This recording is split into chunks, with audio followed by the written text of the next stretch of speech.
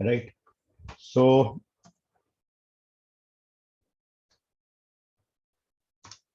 ये देखो एक क्वेश्चन है, बहुत इजी क्वेश्चन है, ज्यादा दिमाग नहीं लगाना है। दिमाग कहाँ लगेगा मैं आपको बताऊंगा।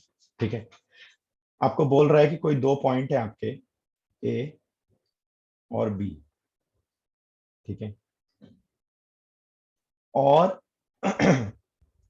Work done by external force, work done by external force is 40 microjoule. ठीक है, चार्ज कितना है आपका,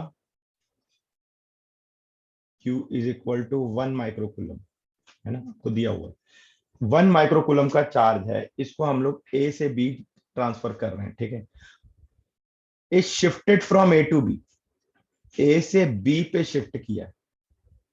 समझो बात को जरा। तो आपको बताना है कि V A minus V B क्या होगा। जल्दी से बताओ, चलो क्या होगा।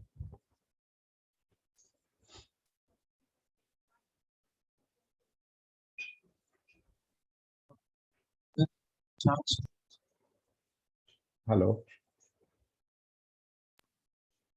Sir work done upon charge.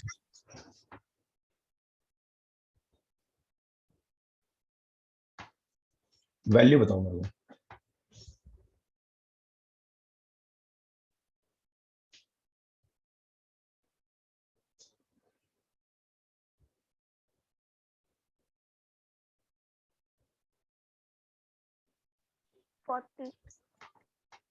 अब देखो यहाँ जो प्रॉब्लम होगी मैग्नीट्यूड की नहीं होगी, अब यहाँ साइन की प्रॉब्लम होगी, +40 या -40। तो आपको ध्यान क्या रखना है कि आपका जो वर्क डन एक्सटर्नल होगा वो कितना होगा। अब कहां से कहां ट्रेवल करा रहे हो, ए से बी, तो Q into V B minus V A ना। वर्क डन क्या होता है, simple, Q into delta V, यही तो वर्क डन हमने पढ़ा हुआ है। ठीक है, तो Q V B minus V A, work done कितना दिया हुआ आपको, 40 माइक्रो जूल दिया हुआ है। ये कितना दिया है, 1 माइक्रो कूलम दिया है। ठीक है, V B minus V A कितना आ गया आपका, 40 वोल्ट आ गया। तो V A minus V B कितना हो जाएगा, -40 वोल्ट हो जाएगा। ठीक है, ये नीट का आया हुआ क्वेश्चन है, एकदम सिंपल, बिना दिमाग का, बस ऑप्शन में +40 -40 दोनों रहेगा, कंफ्यूज नहीं होना। क्लियर है।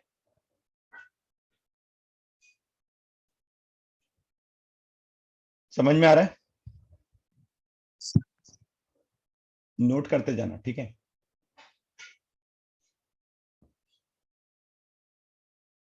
आगे बढ़े अगले क्वेश्चन पे।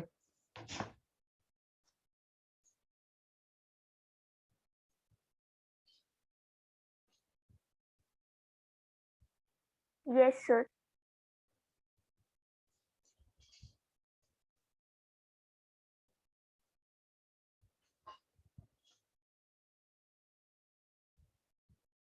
सोचना जरा सा, आपको इलेक्ट्रिक फील्ड की वैल्यू दे रहा है 5 न्यूटन पर कूलम।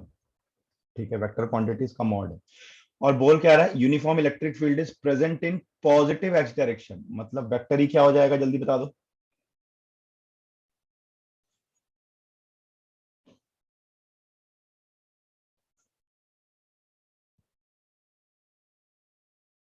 वेक्टर ही कितना हो जाएगा, 5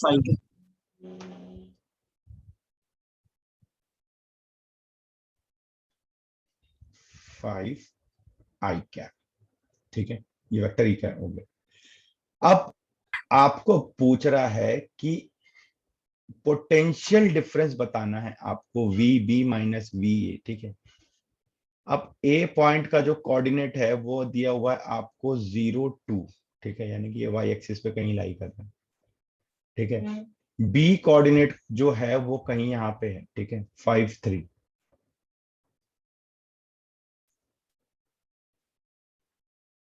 तो इनके आप चाहो तो पोजीशन वेक्टर लिख सकते हो बड़े आराम से, है ना। तो ओ ए कितना हो जाएगा पोजीशन वेक्टर। ठीक है, 0 I cap +2 J cap. O B कितना हो जाएगा, 5i cap plus 3j cap. ठीक है, अब आपको निकालना क्या है जल्दी बता दो। हमें कौन सा वेक्टर चाहिए? ए बी वेक्टर चाहिए। ए बी क्या होगा? ओ बी माइनस ओ ए। ठीक है, मतलब 5i + 3j minus 0i + 2j। ठीक है, तो 5i और ये कितना हो जाएगा +j। ये मेरा ए बी वेक्टर आ गया। अब वोल्टेज डिफरेंस आपका क्या होगा जल्दी से बताओ।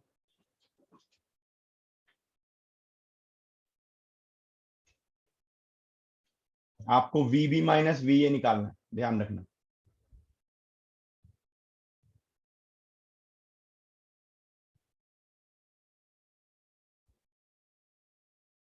कैसे निकालते हैं हम लोग? V is E.dl। ठीक है, माइनस साइन के साथ में। तो माइनस ऑफ E की वैल्यू कितनी है आपकी? 5i कैप.5i + j। ठीक है, ये हो गया आपका VB माइनस VA। कितना हो जाएगा ये? -25 वोल्ट। समझ में आ रहा है?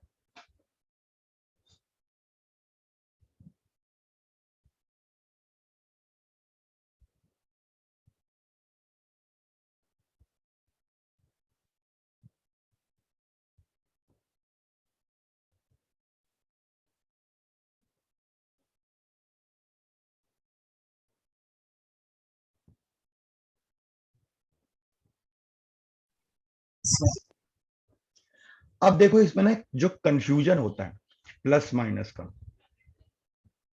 राइट, मैं दोनों तरीके से आपको समझाने की कोशिश करता हूं। ठीक है, समझो जरा पहले बात को ध्यान से। मेरी बात एकदम दिमाग ध्यान से सुनना, कभी गलती नहीं होगी दोबारा। ठीक है, कि पहली चीज आपको क्या ध्यान रखनी है। ठीक है, पहली चीज आपको क्या ध्यान रखनी है, देखो ध्यान से सुनो। ये मेरा इलेक्ट्रिक फील्ड का डायरेक्शन है। मेरी इलेक्ट्रिक फील्ड कुछ ऐसी है, समझना जरा सा। ठीक है, ये मेरा पॉइंट कहीं ए है, ये पॉइंट कहीं बी है। ठीक है, आपको ए से बी जाना है। तो जो मेरा डीएल वेक्टर होगा, ठीक है, जो मेरा डीएल वेक्टर होगा वो अलोंग ए से बी होगा ना। और सिंस ये स्ट्रेट लाइन है इसलिए मेरे को इंटीग्रेट करने की जरूरत नहीं। मैंने डायरेक्ट वीबी माइनस वीए निकाल लिया। ठीक है ना, मतलब मैंने ए और बी का वेक्टर निकाल लिया, वेक्टर की डायरेक्शन ये होगी। अब दिमाग में हमारे ये आता है कि यार मुझे सर ये बताओ कि ये भी तो हो सकता है कि बी ए क्यों नहीं हुआ, क्योंकि मुझे कोई भी एक्सटर्नल वर्क एक्सटर्नल फोर्स यहाँ पे नहीं दिया हुआ है। ठीक है, जो भी मूवमेंट होगा वो इलेक्ट्रिक फील्ड के साथ ही होगा। अब दूसरी चीज ये आती है कि सर ये पॉजिटिव होगा या नेगेटिव होगा, मतलब क्योंकि ऑप्शन में तो आपका +25 भी होगा -25 भी होगा। तो इसका एक फिजिक्स वाला कॉन्सेप्ट भी हमेशा याद रखना। फिजिक्स वाला क्या कॉन्सेप्ट है? ये तो मैथमेटिकल कॉन्सेप्ट हो गया, वेक्टर की डायरेक्शन। मेरी इलेक्ट्रिक फील्ड की डायरेक्शन ये मेरा कहीं पे ए पॉइंट है। ठीक है, ये मेरा कहीं पे बी पॉइंट है। तो यार ए पॉइंट पे मेरी इक्विपोटेंशियल लाइन कैसी होगी?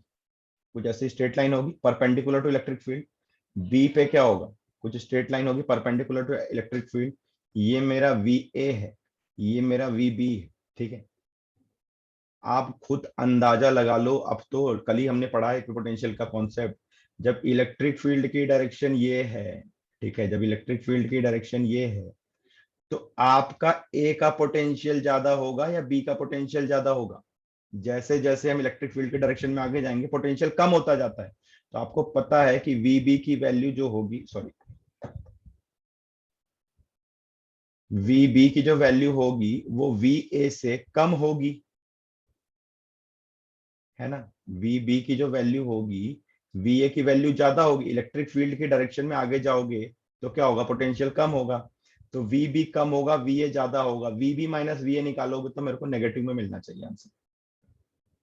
ठीक है, अब आपको जैसे समझ में आता हो। अगर वेक्टर में कंफ्यूजन भी होता हो तो अपना फिजिक्स कॉन्सेप्ट लगा करके एक बार उसको वेरीफाई कर लो। नेगेटिव पॉजिटिव में कभी दिक्कत नहीं होगी। Is that clear?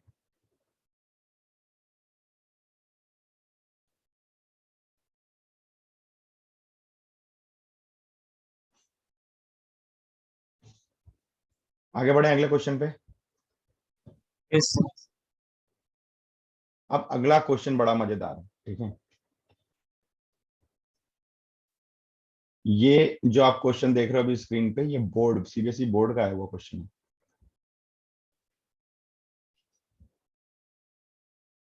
ये क्वेश्चन देखो, ये मेंस का क्वेश्चन है आया हुआ।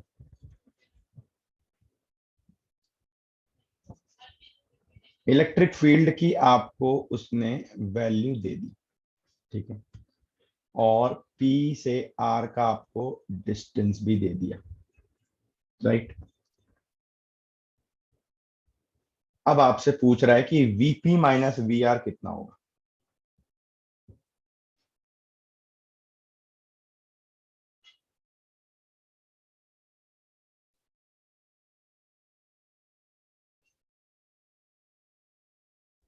पहले तो मेरे को लॉजिकली बता दो एकदम से, अभी अभी हमने तरीका बताया, VP माइनस VR पॉजिटिव होगा नेगेटिव होगा?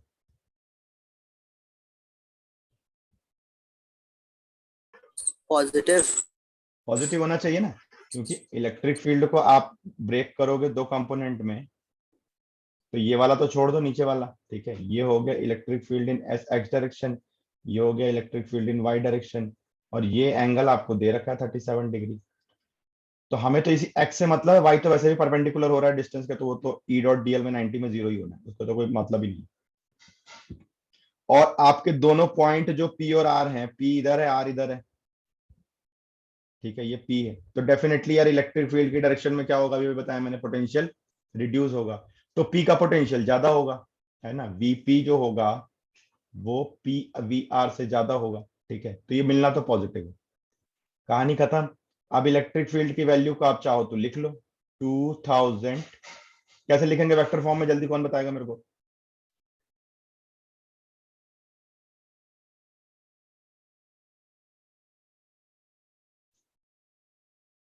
अरे बोलो यार, सब पता है, एंगल एंगल सब पता है। 2000 cos 37 I cap minus 2000 sin sorry, 37 j cap. बिल्कुल सही, ठीक है, माइनस 2000 साइन 37 जे कैप। अच्छा, कितने किसी को इसमें दिक्कत है क्या? है, जस्ट रेज योर हैंड की सबको ये वेक्टर आता है,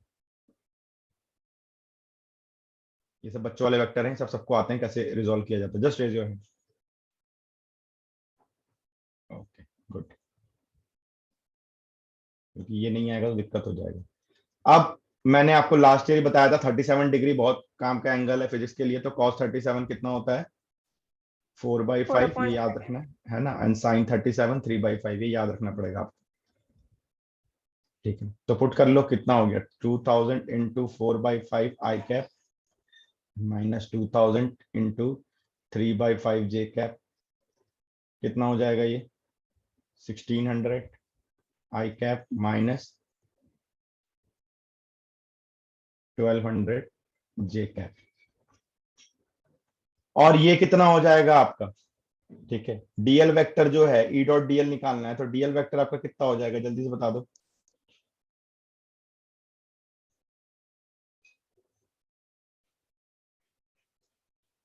इस डायरेक्शन में हमें जाना है ना, ये कितना हो जाएगा? 5 I cap। 5 I cap. 5 I cap, ठीक है, खत्म कहानी है। बच क्या गया तुम्हारा, कुछ बच गया क्या? ये मैंने यहाँ पे मीटर लिख दिया है, मीटर बहुत बड़ा डिस्टेंस होता है, आई थिंक ये सेंटीमीटर होना चाहिए, 5 सेंटीमीटर होगा, ठीक है। तो 5 इंटू 10⁻⁻² हो जाएगा।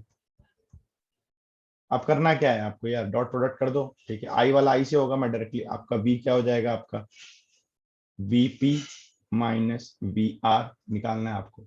उल्टा निकालोगे अगर, देखो आप कभी भी जब हम लोग फॉर्मूला रख रहे हैं तो जिस डायरेक्शन में रख रहे हैं, ठीक है, तो हम हमेशा वर्क डन क्या रखते हैं, देखो वोल्टेज क्या रखते हैं, V2 minus V1 is equal to -1 to 2 E dot DL, ये होता है हमारा।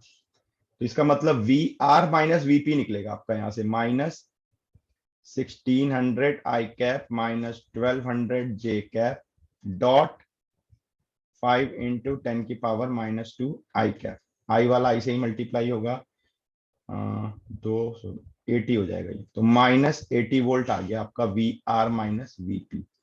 तो वीपी माइनस वी आर कितना हो जाएगा, +80 वोल्ट। ठीक है, तो वेक्टर में साइन कंफ्यूजन हो तो उसके लिए क्या है आपके पास में, हमारे पास अपना फिजिक्स का कॉन्सेप्ट है तगड़ा, इक्विपोटेंशियल सरफेस, इसलिए हमने पहले पढ़ा था कि मेरे को पता है कि भैया हर पॉइंट अपने सराउंडिंग में equipotential surface perpendicular to electric field generate करता है। उस चीज को हमेशा ध्यान रखना, कभी प्लस माइनस साइन में वोल्टेज में नहीं फंसोगे। Is that clear? ये सबको समझ में आया कि हम लोग कैसे सॉल्व कर रहे हैं? फटाफट से हाथ पांव उठा के बताओ जरा।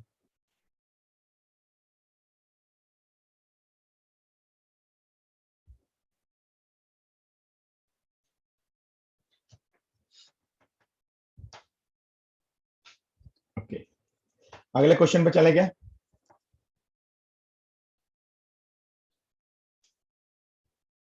अच्छा, how many of you are question को नोट करते हो, कहीं पे रखते हो अपने पास में? जो आपके डीपीपीज है वो तो अलग है, जो मैं यहाँ पे क्वेश्चन करा रहा हूँ क्लासरूम में, कितने लोग हैं जो उसको नोट्स में डाल के रखते हैं?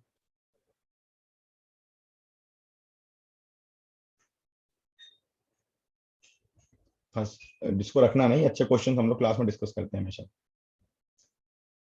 अगेन मेंस, अब भी रिसेंट मेंस में आया हुआ क्वेश्चन है, बहुत मजेदार क्वेश्चन है।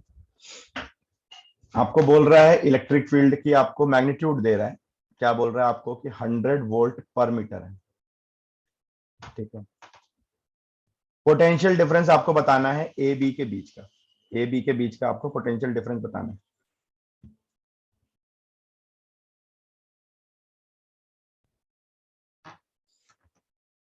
कैसे करें?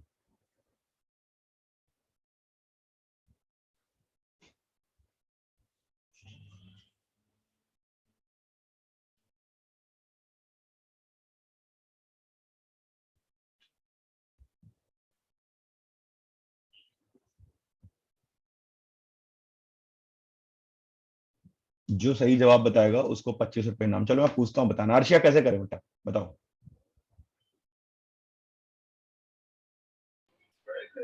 Sir y equal to 3 plus x है तो xy प्लेन हो जाएगा।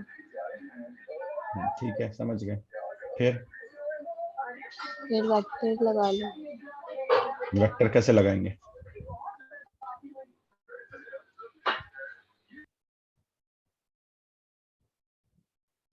रिशल कैसे करें?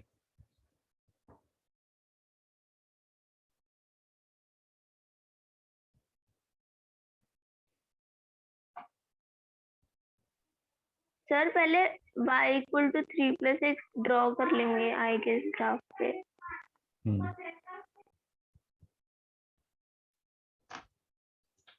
और कोई दूसरे लोग भी बोलो, कुछ ही लोग बोलते हो।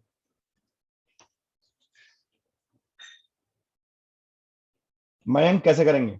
जब मयंक तू तो रहने दे अभी, तो पीसीएम सर ये वालों को पकड़ा है। सर ये 45 डिग्री हो गया ना इलेक्ट्रिक फील्ड का एंगल। यस, तो बस हम यही एक चीज इसको यहाँ से वैसे देखनी है आपको। एक ही काम, बस बिल्कुल सही बोला ज्योति ने कि यार y is equal to M X plus C है ना ये, तो स्लोप कितना हो गया, 1 हो गया। स्लोप 1 मतलब 45 डिग्री, इसका मतलब आपका इलेक्ट्रिक फील्ड 45 डिग्री पे है। बस खत्म बात। ठीक है, ये हो गया 45 डिग्री। और ए पॉइंट आपका 3 1 है। ठीक है, ये वेक्टर ओ ए निकाल सकते हैं। और बी पॉइंट आपका 1 3 है। ठीक है, मैं रैंडमली ड्रॉ कर रहा हूँ ना, ये एज पर द स्केल नहीं है, इसलिए परेशान मत होना कि सर ये तो 1 3 कोऑर्डिनेट ज्यादा है, 1 कोऑर्डिनेट कम है। ये बी है। ओ बी वेक्टर आप निकाल सकते हो। तो ओ ए वेक्टर आपका कितना हो गया, 3i प्लस जे। ठीक है, ओ बी वेक्टर कितना हो गया आपका, i प्लस 3j। ठीक है, तो ए बी वेक्टर कितना हो जाएगा, ओ बी माइनस ओ ए। ठीक है, तो कितना हो जाएगा ये, -2i प्लस 2j। करके देखते जाओ। एंड इलेक्ट्रिक फील्ड का वेक्टर क्या हो जाएगा आपका, क्वांटिटी कितनी है, मैग्नीट्यूड 100 है। ठीक है, इसको बाहर रख लो। cos 45 i कैप, ये एंगल 45 होगा, प्लस sin 45 j कैप। या लिख सकते हो आप इसको 100/√2 i cap plus 100/√2 J cap. ठीक है, अब बचा क्या आपके लिए? अब तो डॉट प्रोडक्ट निकालना है सीधे सीधे। ठीक है, तो delta V is minus E dot DL. तो हम लिख सकते हैं V B minus V A is equal to minus 100/√2 I cap plus 100/√2 J cap dot -2 I cap plus 2 J cap. ठीक है, ये मैग्नीट्यूड भी सेम है, ये मैग्नीट्यूड भी सेम है यार, वी बी माइनस वी आपको 0 मिल जाएगा, डॉट प्रोडक्ट करके देख लो। तो V A is equal to V B, मतलब ये दोनों इक्विपोटेंशियल पॉइंट है।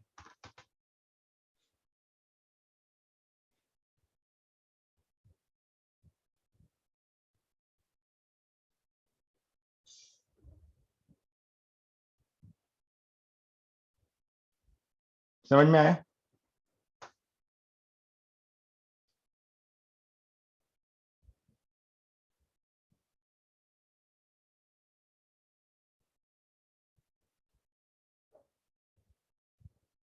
क्लियर हुआ सबको ये कॉन्सेप्ट?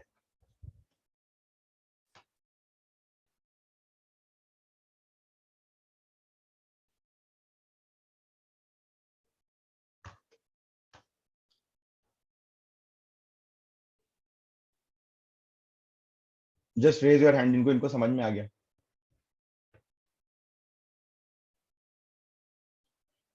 अच्छा, अब कभी भी कोई पोटेंशियल का क्वेश्चन आएगा तो बना लोगे? पोटेंशियल सबसे इजी पार्ट होता है, थोड़ा समझने में एक बार दिक्कत होती है, लेकिन इसके कुछ थंब रूल याद रख लो, थोड़े थोड़े शॉर्टकट्स, और बहुत शॉर्टकट सीख लेंगे इसमें, तो आपकी जिंदगी आसान हो जाती है। और इंटरेस्टिंग पार्ट भी, जहां से मेजरेबल क्वांटिटी शुरू हो जाती है तो वहां से फिजिक्स आपकी इंटरेस्टिंग बन जाएगी। इसके पहले की फिजिक्स थोड़ी सी आपकी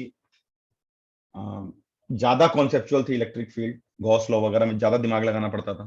ठीक है, लेकिन यहाँ से चीजें इंटरेस्टिंग हो जाएंगी आपकी। अब इसके बाद जो फिजिक्स है आपकी आगे, वो सारी इंटरेस्टिंग है। Is this point clear to all of you? कितने लोग हैं जो पोटेंशियल के क्वेश्चन कैसे भी बना लेंगे?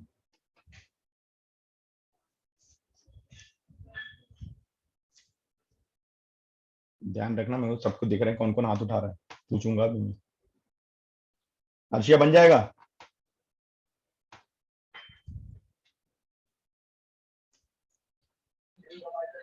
सर ट्राई करेंगे। यही तो अच्छा नहीं लगता तुम लोग का, कभी कॉन्फिडेंस नहीं बोलते हाँ सर बिल्कुल बनेगा, क्यों नहीं बनेगा? कभी तो बोलना चाहिए ना सर, कॉन्फिडेंस के साथ में। चलो, अब अगला कॉन्सेप्ट है इलेक्ट्रिक पोटेंशियल को हमने समझ लिया, बहुत 2 क्लास पूरा हमने इलेक्ट्रिक पोटेंशियल डिस्कस किया, उसके different types of questions discuss किए। ठीक है, इलेक्ट्रिक पोटेंशियल सरफेस डिस्कस किया, क्या होती है उसकी वैल्यू वो डिस्कस किया। ठीक है, अब हम लोग डिस्कस करते हैं इलेक्ट्रिक पोटेंशियल एनर्जी।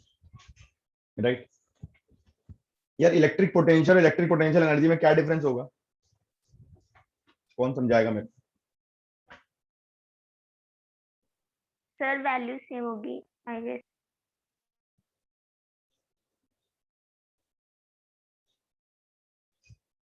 मान लो ये दोनों Q1 Q2 चार्ज, ठीक है, इनके बीच का डिस्टेंस R है,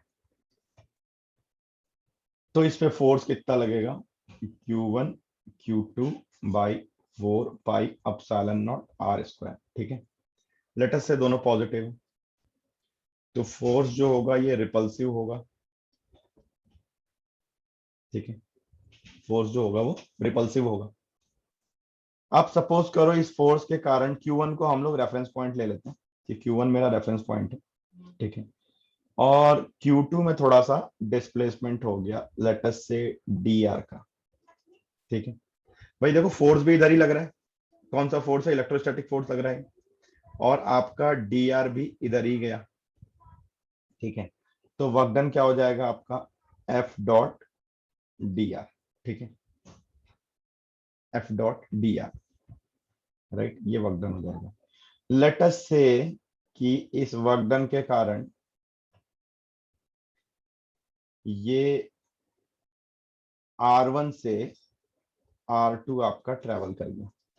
ठीक है, तो क्या हो जाएगा? ये वर्क डन R1 से R2 हमने भेज दिया, फोर्स आपका हो गया Q1 Q2 by 4 pi epsilon not R² dot dr। तो वर्क डन क्या हो गया, कांस्टेंट क्वांटिटी बाहर निकाल लेते हैं, Q1 Q2 by 4 pi epsilon not integration R1 से R2 dr by r square. अब इंटीग्रेशन आपको पता है x की पावर n dx आपका क्या होता है, x की पावर n+1 अपॉन n+1। तो यहाँ पे -2 है ना, तो x की पावर अगर -2 dx को हम लोग मल्टीप्लाई कर देंगे तो क्या हो जाएगा, x की पावर -2 + 1 अपॉन -2 + 1, मतलब करोगे तो ये हो जाएगा -1/x, राइट। तो यहाँ पे dr को आप इंटीग्रेट करोगे तो क्या हो जाएगा, Q1 Q2 by 4 pi epsilon not -1/r, R1 से R2। तो वर्क डन आपका कितना हो गया, ये वर्क डन कौन सा है, इलेक्ट्रोस्टैटिक फोर्स के कारण लगने वाला वर्क डन है भाई, ध्यान रखना, इलेक्ट्रोस्टैटिक फोर्स के कारण लगने वाला वर्क डन। तो ये क्या हो जाएगा, Q1 Q2 by 4 pi epsilon not 1/r1 -1/r2। कभी भी नेगेटिव साइन रहता तो लोअर लिमिट पहले रख लेते। यहां तक कोई दिक्कत है?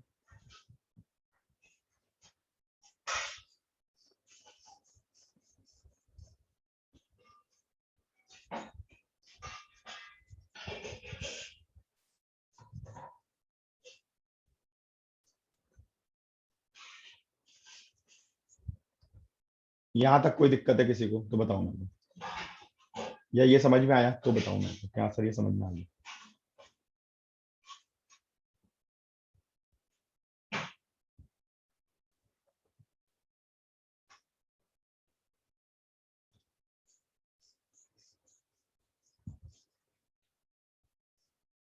अब एक मैं बहुत अहम सवाल आपसे पूछने जा रहा हूं, ये डिस्कशन हमारा इलेक्ट्रिक पोटेंशियल के टाइम भी आप बहुत कंफ्यूज हुए थे इस डेरिवेशन को लेकर के, अब पूरा पोटेंशियल हम पढ़ चुके हैं।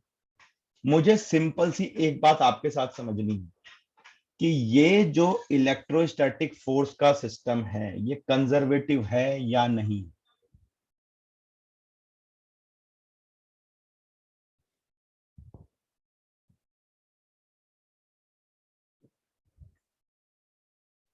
सर कंजर्वेटिव है क्यों?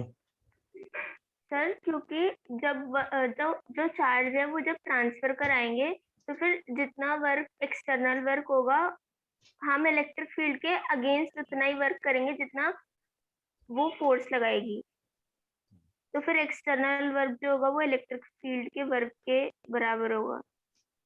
इसको आप ऐसे समझो कि यार इलेक्ट्रोस्टैटिक फोर्स में हमारा कोई रोल नहीं,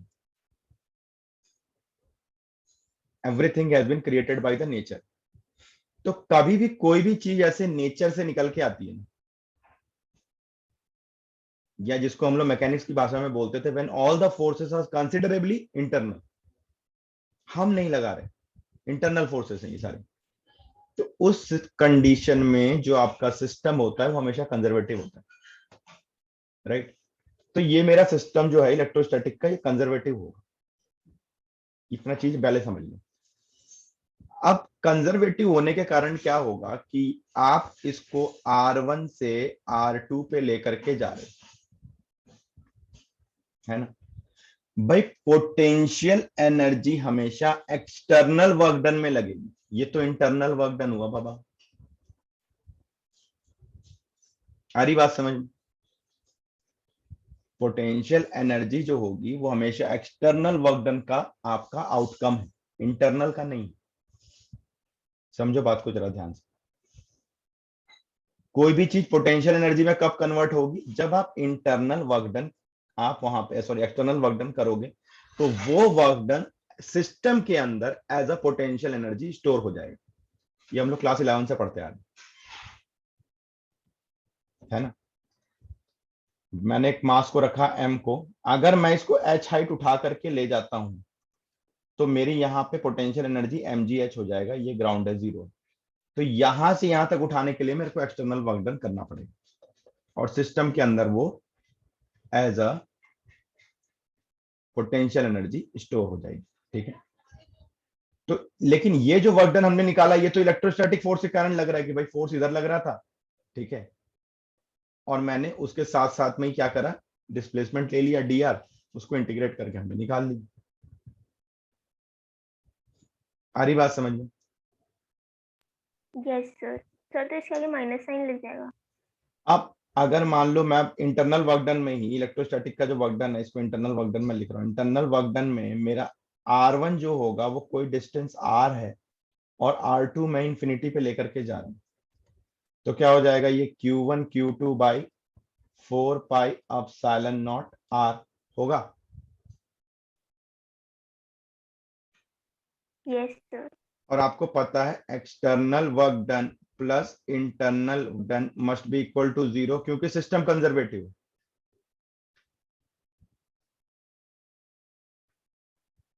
ठीक है, तो मैं बोल सकता हूं एक्सटर्नल वर्क डन मेरा क्या हो जाएगा, minus Q1 Q2 by 4 pi epsilon naught R। और 11th क्लास से आपको पता है कि delta U change in potential energy is minus of external work done. तो चेंज इन पोटेंशियल एनर्जी मेरा क्या हो गया, Q1 Q2 by 4 pi epsilon naught R। ठीक है, ये अभी जो आपके स्कूलों में यूटी होंगे उनमें डेरिवेशंस आते हैं।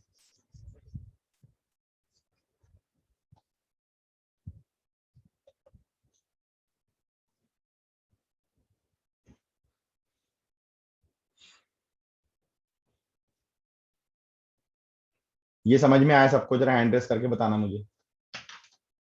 पिछली बार पोटेंशियल के टाइम पे इस पे बहुत कंफ्यूजन हो रहा था, इसलिए इस बार मैंने पहले ही क्लियर कर दिया है, बहुत सारी बातें बिल्कुल क्लियर हो। इस बार मैंने इसलिए 180 वाले तरीके से आपको कराया ही नहीं, बात सिंपल तरीके से चलो जैसे आपको समझ में आता है। अदरवाइज हमें ये पॉइंट जो यहाँ पे लिखा है ये अलग से लिखने की जरूरत नहीं है, हम डायरेक्ट पहले ही फोर्स को उल्टा लगा करके और एंगल 180 लेकर के भी कर सकते थे, जो मैंने पिछले बार कोशिश करी थी करने की।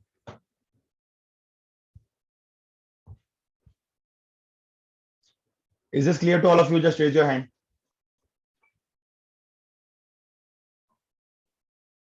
पोटेंशियल एनर्जी समझ में आया?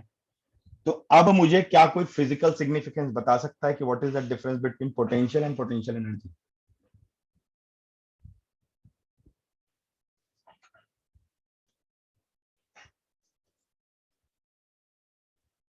नॉर्मल बता दो, इलेक्ट्रोस्टैटिक छोड़ दो, नॉर्मल हमारी लाइफ पे बता दो यार। What is the difference between potential and potential energy? Sir potential जो है एक इफेक्ट है, पर पोटेंशियल एनर्जी उस इफेक्ट का एक रिजल्ट बोल सकते हैं कि हमने किसी के ऊपर वर्क डन करा और वो उसने उसको एनर्जी की तरह स्टोर कर लिया। पोटेंशियल भी तो यही था।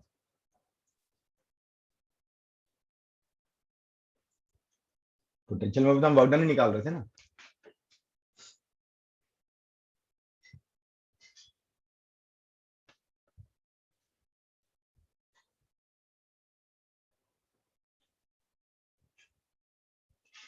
पोटेंशियल मैं तुमको सिंपल भाषा में समझाता हूँ, पोटेंशियल मेरा है, पोटेंशियल एनर्जी तुम्हारी है।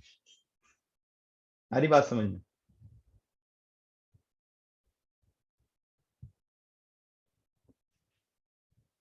किसको किसको ये लाइन समझ में आई? चलो जल्दी बताओ मेरे को, कौन समझाएगा मेरे को?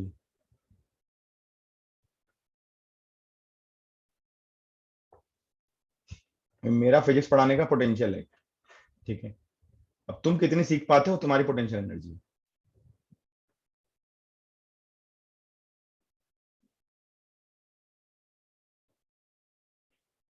अर्थ के सराउंडिंग में अर्थ अपना एक कॉमन इफेक्ट क्रिएट करती है, राइट? अर्थ ग्रेविटेशन का एक कॉमन इफेक्ट अपने सराउंडिंग में क्रिएट कर रही है।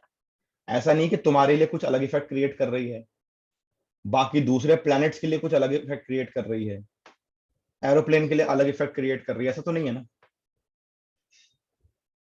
तो अर्थ ने कॉमन इफेक्ट अपने सराउंडिंग में ग्रेविटेशन का क्रिएट किया, एक फील्ड क्रिएट करी। अब उस फील्ड को कितना पोर्शन में अपने हिस्से में लेकर के आ पाता हूं, मेरा मास कितना है, वो मेरी पोटेंशियल एनर्जी होगी।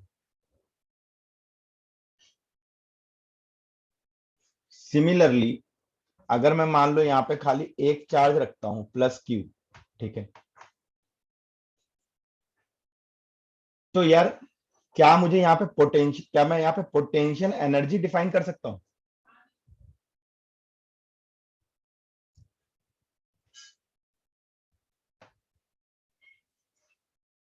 Yes sir. नहीं कर सकता। सिंगल चार्ज में कैसे कर लोगे बाबा? ध्यान से देखो यहाँ पे, अगर मैंने Q1 को रेफरेंस लिया, अगर मैं Q1 को रेफरेंस ले रहा हूं, तो ये पोटेंशियल एनर्जी Q2 की हो गई।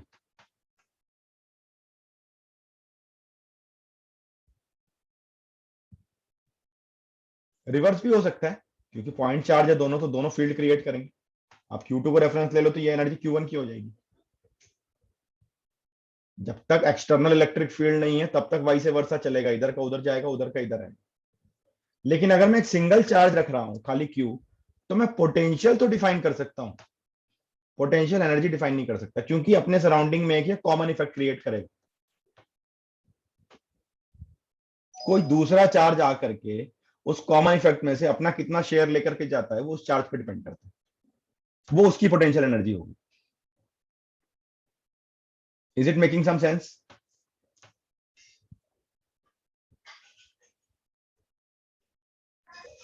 सर मतलब पोटेंशियल चार्ज क्यू का है और जो उसकी वजह से इफेक्ट है वो पोटेंशियल एनर्जी किसी और के ऊपर।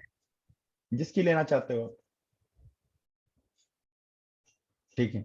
पॉइंट चार्ज में क्या होता है कि सिस्टम वाइस वर्सा हो जाता है, क्योंकि दोनों ही फील्ड क्रिएट कर सकते हैं, दोनों सेम डिस्टेंस पर रखें, एक को रेफरेंस लेकर दूसरा का निकाल लो, दूसरे का रेफरेंस लेकर पहले का निकाल लो, तो फर्क नहीं पड़ता। ठीक है। लेकिन हम जब डिस्ट्रीब्यूटेड चार्ज में थोड़ा आप देखेंगे इसको, डिस्ट्रीब्यूटेड चार्ज कंडीशन में भी एक दो केस देखेंगे। डिस्ट्रीब्यूटेड चार्ज के केस में पोटेंशियल एनर्जी बहुत कॉम्प्लिकेटेड है, तो वो आपके सिलेबस में बहुत ज्यादा है नहीं, क्योंकि उसमें बहुत हायर लेवल ऑफ मैथ्स का यूज होता है। लेकिन थोड़ा बहुत जो हल्का फुल्का है वो हम देखेंगे। ठीक है। अब देखो, अब सवाल ये उठता है कि यार ठीक है, ये तो समझ में आ गया, दो चार्ज के लिए सर आपने निकाल के बता दिया Q1 Q2 बाई R होगा। ठीक है। अच्छा, यहाँ पे भी आपको डिफरेंस भी समझ में आ गया होगा। याद करो, ग्रेविटेशन में हमने निकाला था तो क्या निकाला था, -GM_M1M2/R। ठीक है। माइनस साइन के साथ आता है, gravitational potential energy minus sign होता है। माइनस साइन इंडिकेट ये करता है कि this force will always be attractive in nature. ठीक है। अब आपको यह समझ में आ ही रहा होगा यार, अब डेरिवेशन आपके सामने है, हमने रिपल्सिव फोर्स लगाया है तब जाके मेरे को ये प्लस में मिला है। अट्रैक्टिव होता तो ये माइनस में आता।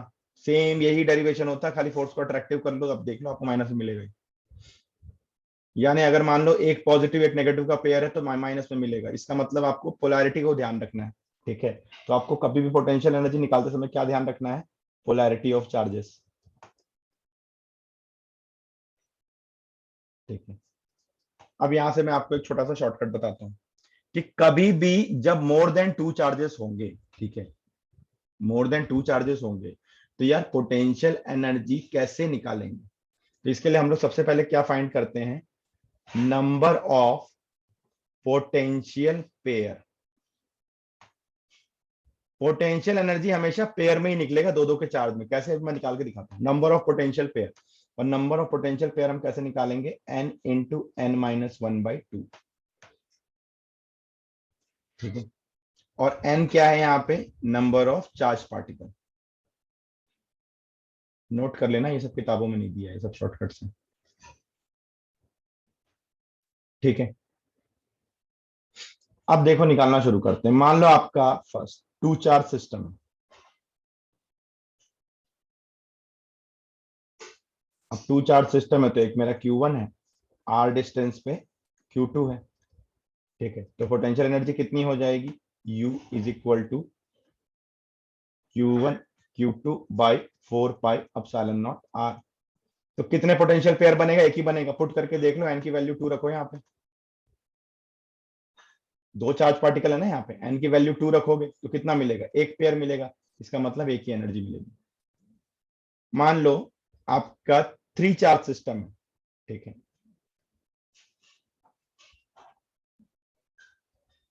ये Q1 है, Q2 है, Q3 है। मैंने डिस्टेंस सारा R ही ले लिया। चलो, तो यहां पे नंबर ऑफ पोटेंशियल पेयर कितना बन जाएगा, 3। ठीक है। तो उसके लिए आपको दिमाग नहीं लगाना है, फॉर्मूला लगाओ सीधे, 3 इंटू 3 माइनस 1/2 मतलब 3। तो मतलब एक पेयर। अच्छा देखो, 3 चार्ज हैं और 3 ही पेयर बन रहे हैं, तो ये सारे पेयर कैसे होंगे, लीनियर होंगे। लीनियर मतलब अलोंग द लेंथ आपको निकालना है, ठीक है। ये सारे पेयर कैसे होंगे? लीनियर होंगे। 3 चार्ज है, 3 ही पेयर है, तो 1 पेयर, 2 पेयर और 3 पेयर। लिख लो वैल्यू, क्या हो जाएगा? Q1 Q2 by 4 pi epsilon naught are plus Q2 Q3 by 4 pi epsilon naught are plus Q3 Q1 by 4 pi epsilon naught R. ये लिखने आता है आपके एग्जाम में, ठीक है। इस पे क्वेश्चन में मैं दिखाऊंगा, मेंस लेवल तक कोई क्वेश्चन इस पे बनेंगे, नोट करते जाना।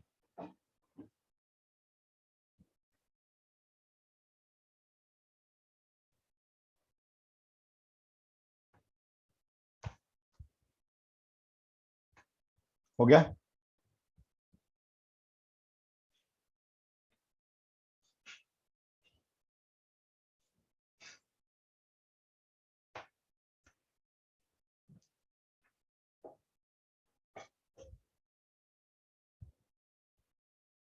Sir done.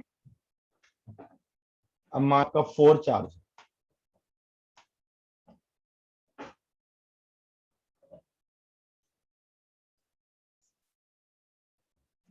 तो क्या हो जाएगा आपका?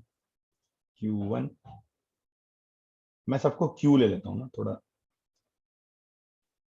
चारों वर्टाइसेस पे स्क्वायर है कोई, और स्क्वायर के चारों वर्टाइसेस पे Q चार्ज, ठीक है, और साइड ले लेते हैं A। तो नंबर ऑफ पोटेंशियल पेयर क्या हो जाएगा?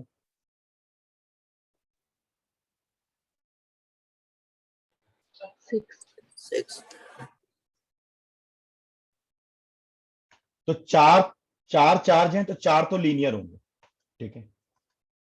हमेशा ध्यान रखना, सबसे पहले अलोंग द लाइन से चलेंगे, और 2 जो होंगे वो सुपरफिशियल होंगे, मतलब अलोंग द प्लेन होंगे, ठीक है। मैं इसको प्लेनर ही लिख दे रहा हूं, ठीक है। तो लीनियर वाले तो आपको पता है अलोंग द लाइन, ठीक है। तो मैं पहले लिख देता हूं आपका 4 लीनियर पेयर्स। इसकी पोटेंशियल एनर्जी क्या हो जाएगी? देखो, Q square by 4 pi epsilon naught A, ठीक है, इनटू 4, सबकी सेम ही होगी, आपने सेम रखा हुआ है, तो इसको लिख लो 4Q square by 4 pi epsilon naught A। और बाकी के 2 किधर बनेंगे आपके? Along the diagonal. ये प्लेन पे आ गया, एक्स वाई प्लेन पे एक साथ ले रहे हैं। अभी तक हम लोग लाइन पे चल रहे थे ना, अगर एक्स एक्सिस ले रहे हैं तो दोनों एक्स वाले, वाई ले रहे हैं तो दोनों वाई वाले, ये लाइन पे चल रहे थे।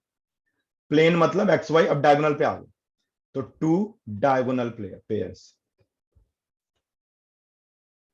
ठीक है। तो डायगोनल पेयर्स क्या हो जाएंगे आपके? Q square by 4 pi epsilon not, distance क्या हो जाएगा? लेंथ ऑफ डायगोनल, तो √2a, ठीक है, इनटू 2। तो टोटल एनर्जी आपकी कितनी हो गई? इसको U1 दे दो, U2 दे दो, तो U is equal to U1 plus U2। तो कितना हो जाएगा ये? 4Q square by 4 pi epsilon naught A plus 2Q square by 4 pi epsilon naught √2a, ठीक है। तो ये हो जाएगा Q square by 4 pi epsilon naught A, अंदर बच जाएगा 4 प्लस 2 बाई √2। ये आंसर आएगा आपका। क्लियर है?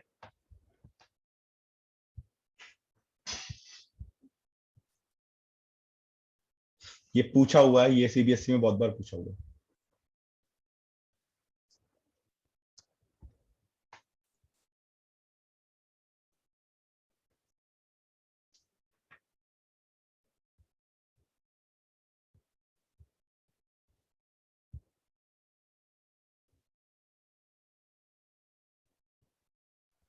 सर कर लिया नोट। अब देखो, ये बहुत इंपॉर्टेंट है ना, ये मेंस में ही पूछा हुआ है ये वाला, ठीक है, 4 वाला जो पेयरिंग है, ठीक है। ये इजी लग रहा है, टफ लग रहा है? सर इजी है। बाकी लोगों को? Easy है. ये ध्यान रखना है ना, नंबर ऑफ पोटेंशियल पेयर्स कैसे नहीं, और ये किसी को सिखाना मत, ये सब शॉर्टकट्स हैं। अब देखो, अगर आपको मान लो मिल गया, एक क्यूब मिल गया, ठीक है, ये मेंस का आया हुआ क्वेश्चन है।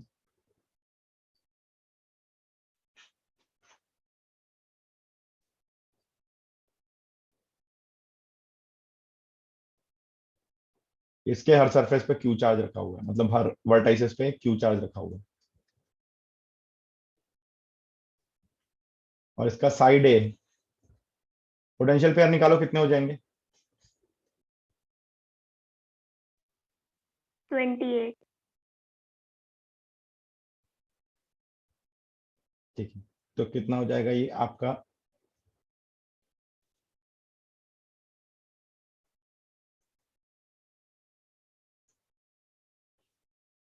अट्ठाईस पेयर हो गए। ठीक है, अब आप ध्यान से देखोगे तो अब आपके लीनियर पेयर कितने बनेंगे? 12। 12 बनेंगे, बिल्कुल, है ना। उसके बाद आपका प्लेन पे जाओगे, ठीक है, along the body diagonal, sorry along the face diagonal, तो प्लेन पेयर कितने बनेंगे? 12। और उसके बाद आपका क्या बनेगा? आपका इसको हम लोग बोलते हैं सरफेस। पहले 1D, फिर 2D, फिर 3D। 3D में आपको जाओगे तो सरफेस पेयर कितने बनेंगे? ये 4। स्पेस पेयर बोलते हैं, तो ये 4 हो जाता है। ठीक है, लीनियर पेयर जब आप ले रहे हो तो आपका डिस्टेंस कितना है? ए। प्लेन पेयर लोगे यानी कि फेस डायगोनल पे लोगे तो डिस्टेंस आपका √2a हो जाएगा। एंड बॉड आप जब सरफेस पेयर लोगे या आप स्पेस पेयर लोगे तो आपका कितना हो जाएगा? √3a हो जाएगा। अब ये 12 है, तो एक साथ में लिख दे रहा हूँ। Total potential energy 12 into q square by 4πε0a plus 12 into q square by 4πε0 √2a, 4 into q square by 4πε0 √3। ठीक है, तो आप क्यू स्क्वायर बाई 4πε0a बाहर निकाल लो। ठीक है, तो 12 प्लस 12/√2 प्लस 4/√3। ठीक है, ये आंसर आ जाएगा। ये समझ में आ रहा है सबको?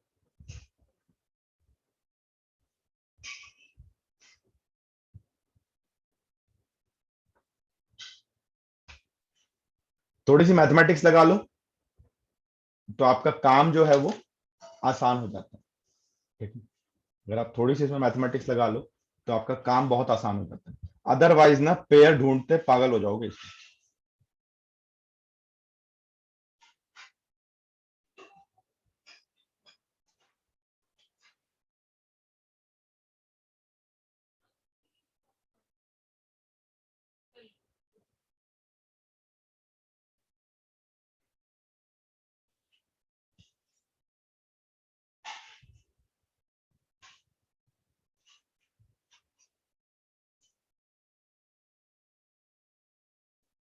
सबको समझ में आ रहा है ये? सर सरफेस पेयर कैसे है? सरफेस पेयर ये क्यूबिक जो बॉडी डायगोनल जिसको बोलते हैं हम लोग 3D में आता है, ये वाला पेयर, है ना। कितने बॉडी डायगोनल होते हैं आपके? 4 होते हैं एक क्यूब के अंदर।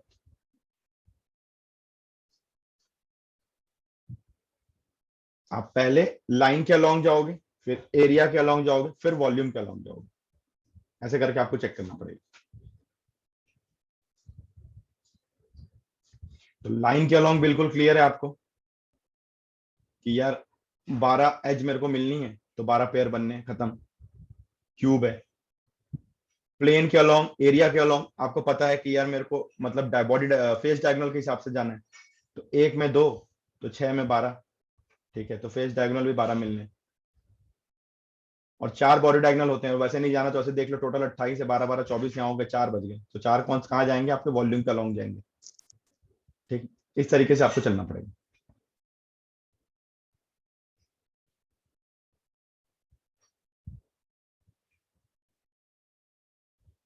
क्लियर है? ये सबको समझ में आया? Just raise your hand. Potential energy वाला पार्ट क्लियर हुआ कुछ अच्छे से? अब कितने लोगों से पोटेंशियल एनर्जी वाले पार्ट सारे बन जाएंगे, मतलब कोई परेशानी नहीं आएगी? जल्दी बताओ।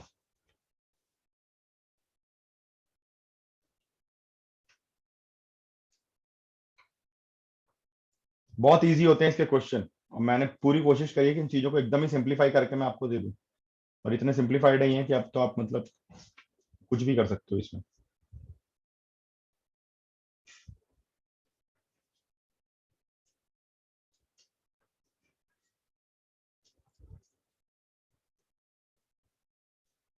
तो अभी एक काम करते हैं, हम ना एक छोटी सी डेरिवेशन और देख के ना डेरिवेशन वाला पार्ट खत्म कर देते हैं।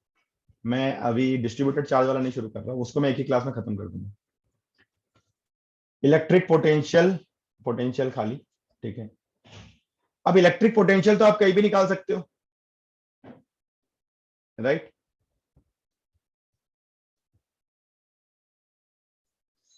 अगर मैं मान लो आपको ये बोलूं कि यार मेरा ना ये एक स्क्वायर है, ठीक है, एक प्लस क्यू है, ये भी प्लस क्यू है, ये भी प्लस क्यू है, ये भी प्लस क्यू है, तो इसके सेंटर पे पोटेंशियल कितना होगा, निकाल सकते हो क्या?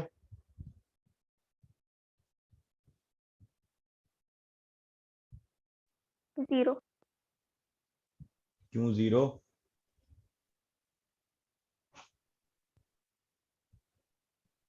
ये डिस्टेंस कितना होगा? अगर सपोज करो साइड ए है, स्क्वायर है, तो ये कितना होगा, a/√2। Yes sir. तो एक के कारण पोटेंशियल किसी भी एक के कारण निकाल लो, कितना हो गया, q/4πε0 इंटू a/√2, मतलब ये हो गया √2q/4πε0 a। और सबके कारण तो सेम ही होगा ना, स्केलर क्वांटिटी है भाई ये, ऐड कर दो तो नेट पोटेंशियल कितना हो जाएगा, 4√2q/4πε0 a। समझ में आ रहा है? Yes sir. बहुत इजी होता है पोटेंशियल निकालना, कहीं भी पोटेंशियल निकालने बोल रहा आपको। मैंने ट्रायंगल ले लिया, ठीक है, यहां मैंने क्यू चार्ज रखा, इक्विलेटरल ट्रायंगल है, साइड ए है, तो इसके सेंट्रॉइड पे इलेक्ट्रिक फील्ड कितनी होती थी,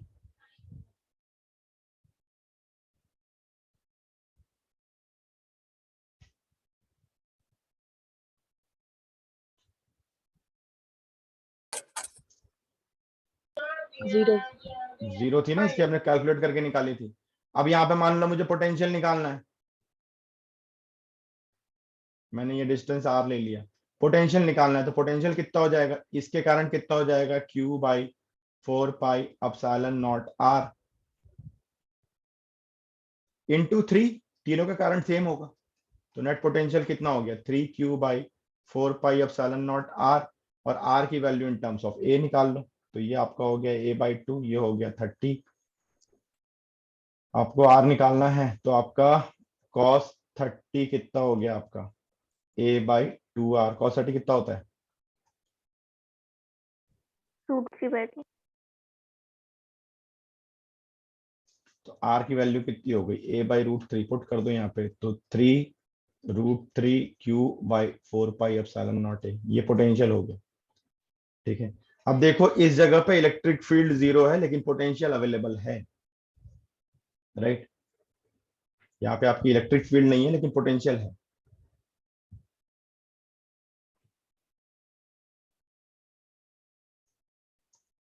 तो ऐसी कहीं भी निकाल सकते हो। आप एनसीईआरटी वगैरह सॉल्व करोगे, ऐसे बहुत सारे क्वेश्चन मिलेंगे, इसको फटाफट आज के आज ही निपटा देना, राइट। इसमें ज्यादा दिमाग नहीं लगना। Is it clear to all of you? Just raise your hand.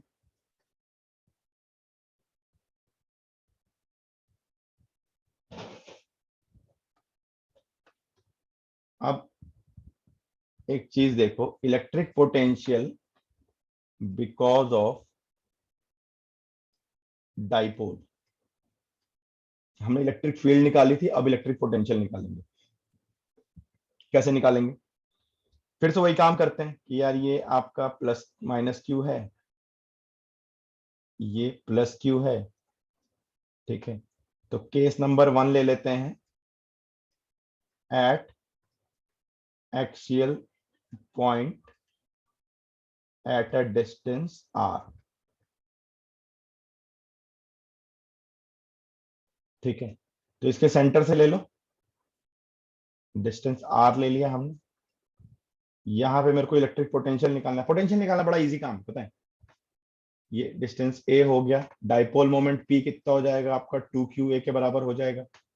अब माइनस क्यू के कारण पोटेंशियल निकालो, तो मैं ऐसे लिख रहा हूँ potential because of minus sign. आप लोग थोड़ा डिटेल में लिख लेना इसको घर पे जब लिखोगे तो। क्या हो जाएगा ये q by minus Q by 4 pi epsilon naught r plus a, और प्लस के कारण पोटेंशियल कितना हो जाएगा q by 4 pi epsilon naught r minus a. यहां से डिस्टेंस लेंगे, ठीक है। तो नेट पोटेंशियल कितना हो जाएगा q by 4 pi epsilon naught r minus a minus q by 4 pi epsilon naught r plus ए।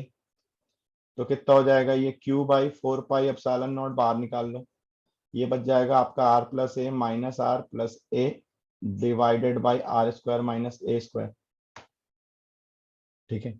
अब यहां से आपका r कैंसिल हो गया, 2qa is dipole moment p by 4 pi epsilon naught r square minus a square है, ठीक है। तो लेट अस से कि r is far greater than a, तो ये कितना हो जाएगा r स्क्वायर। तो p by 4 pi epsilon naught r square, this will be electric potential because of any dipole at axial point. Clear है?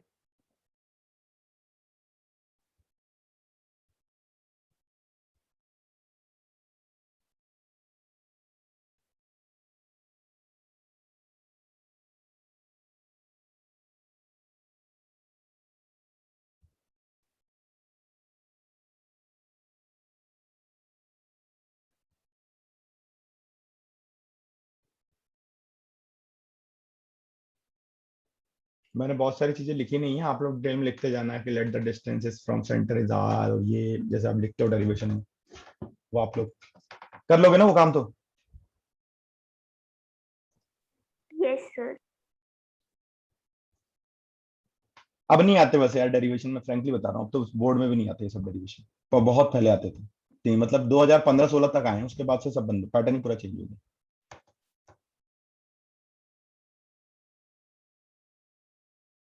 बट पता होना चाहिए कैसे करना है, वो काम आपको समझ में आना चाहिए, ठीक है। हो गया क्या, आगे बढ़े?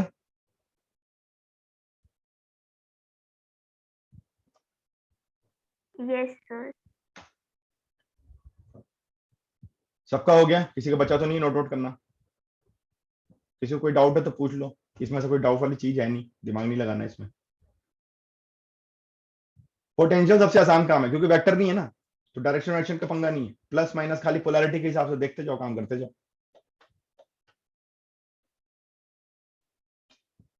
अब मान लो इसी को करना है इलेक्ट्रिक पोटेंशियल बाय डाइपोल, ठीक है।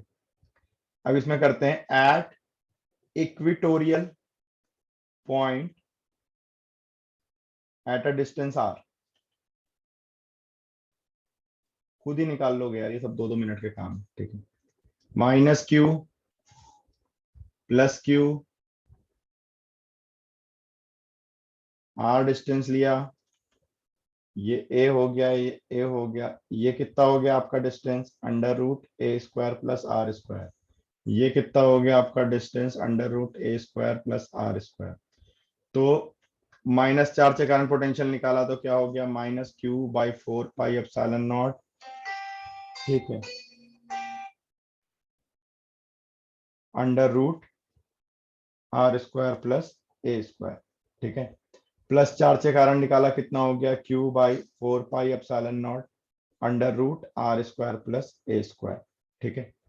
तो नेट पोटेंशियल कितना आ गया?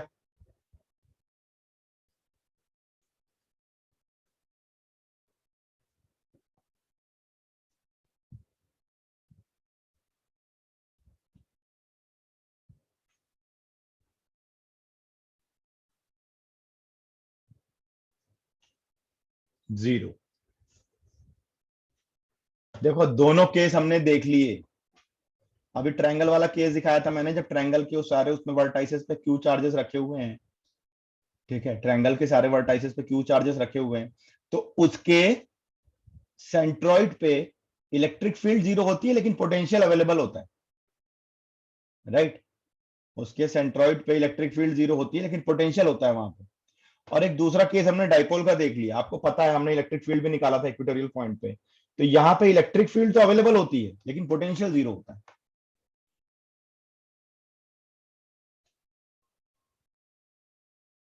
ठीक है,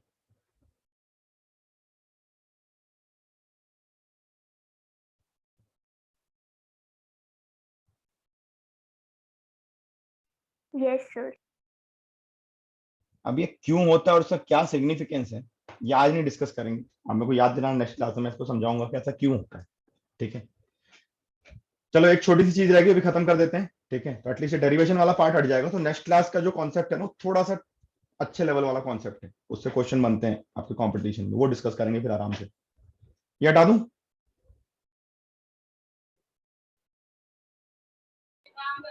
Yes, sir.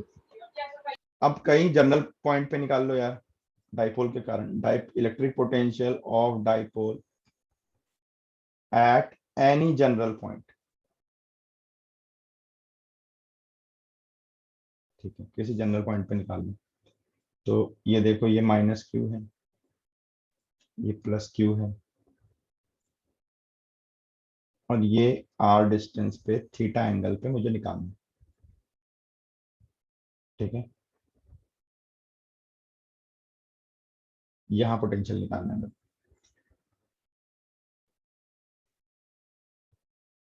यहां से एक परपेंडिकुलर प्लॉट कर लो और यहां से एक परपेंडिकुलर प्लॉट कर दो, ए है। ठीक है, और ये भी ए है, राइट। अब देखो मेरा क्यू से ना ये डिस्टेंस है ना, और मेरा ये डिस्टेंस, ठीक है, राइट। तो ये वाला डिस्टेंस और ये वाला डिस्टेंस इक्वल हो गया, ये वाला डिस्टेंस और ये लंबा डिस्टेंस इक्वल हो गया। ठीक है, तो मेरे को ये डिस्टेंस निकालना है, राइट। और ये टोटल डिस्टेंस आपका कितना है, ये ए है। ठीक है, ये यहाँ से, ये मान लो कोई पी पॉइंट है, तो पी, इसको मैं नाम दे देता हूँ ओ, तो पी ओ का डिस्टेंस आर के बराबर है, और इसको मैं दे देता हूँ एम, इसको दे देता हूँ एन। तो पी एम का डिस्टेंस क्या हो जाएगा बता दो मेरे को जल्दी से।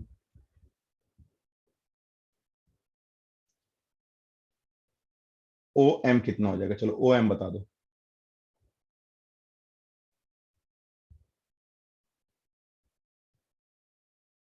ए कॉस थीटा होगा क्या, तो पी एम कितना हो जाएगा, r minus a cos theta. तो पॉजिटिव चार्ज के कारण पोटेंशियल आपका कितना हो गया, देखो q by 4 pi epsilon naught, ये डिस्टेंस होना है, यहां से यहां तक का डिस्टेंस होना है, और मैंने क्या बोला, ये डिस्टेंस इसके बराबर है। ठीक है, ये दोनों डिस्टेंस बराबर है, आपका पी एम वाला डिस्टेंस आएगा यहाँ पे, तो ये कितना हो जाएगा आपका r minus a cos theta हो जाएगा आपका, राइट। अब आप पी एन डिस्टेंस देखो कितना होगा, तो ये हो जाएगा तुम्हारा r plus a cos theta. तो नेगेटिव चार्ज के कारण पोटेंशियल कितना हो जाएगा, q by 4 pi epsilon naught are plus a cos theta. ठीक है, माइनस लगा लो, तो नेट पोटेंशियल कितना आ गया आपका, q by 4 pi epsilon naught r minus a cos theta minus Q by 4 pi epsilon naught are plus a cos theta. तो देखो क्या हो जाएगा, ये Q by 4 pi epsilon naught बाहर निकाल लो, तो ऊपर आपका बच जाएगा 2a कॉस थीटा, नीचे आपका हो जाएगा r square minus a square cos square theta, right. तो 2aq डाइपोल मोमेंट p के बराबर हो जाएगा, तो ये हो गया p cos theta by 4 pi epsilon naught, और a because r is far greater than a, तो यहाँ नीचे a square cos square theta comparatively कम हो जाएगा, तो ये हो जाएगा 4 pi epsilon naught r square. तो कभी भी electric potential from dipole at any general point क्या हो जाता है, p cos theta by 4 pi epsilon naught r square. कहीं कोई पॉइंट नहीं समझ में आया हो तो पूछो।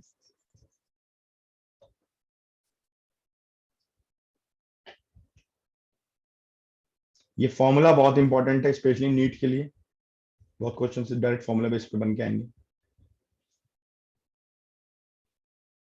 एनसीईआरटी में आपका इक्वेटोरियल पे और एक्सियल पॉइंट पे दिया हुआ है डाइपोल पोटेंशियल और इलेक्ट्रिक फील्ड भी, जनरल पॉइंट पे नहीं दिया हुआ है। हमने दोनों ही केसेस में इलेक्ट्रिक फील्ड भी मैंने जनरल पॉइंट पे निकाल के आपको दिखाई थी, और आपको इलेक्ट्रिक पोटेंशियल भी मैंने जनरल पॉइंट पे निकाल के आपको दिखाया। और ये है कंपटीशन में है दोनों पार्टी से क्वेश्चन बनते हैं।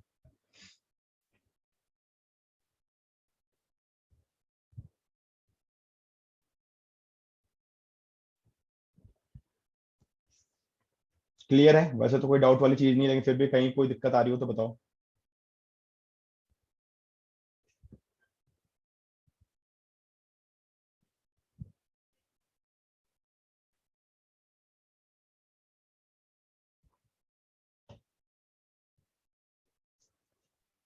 सर पी क्या है?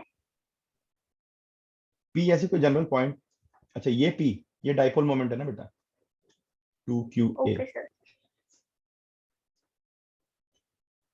डाइपोल मोमेंट की डायरेक्शन क्या होती है, याद है, भूल गए हो? Negative to positive. Negative to positive, ध्यान रखना है, बहुत इंपॉर्टेंट है। डाइपोल मोमेंट हमेशा ऐसा होगा, वेक्टर वेक्टर क्वांटिटी है, नेगेटिव टू पॉजिटिव होगा। ये मोमेंट मोमेंट वाले वर्ड आपको पूरे साल परेशान करने वाले हैं। डाइपोल मोमेंट हुआ, अब मैग्नेटिज्म में जाएंगे तो मैग्नेटिक मोमेंट आ जाएगा।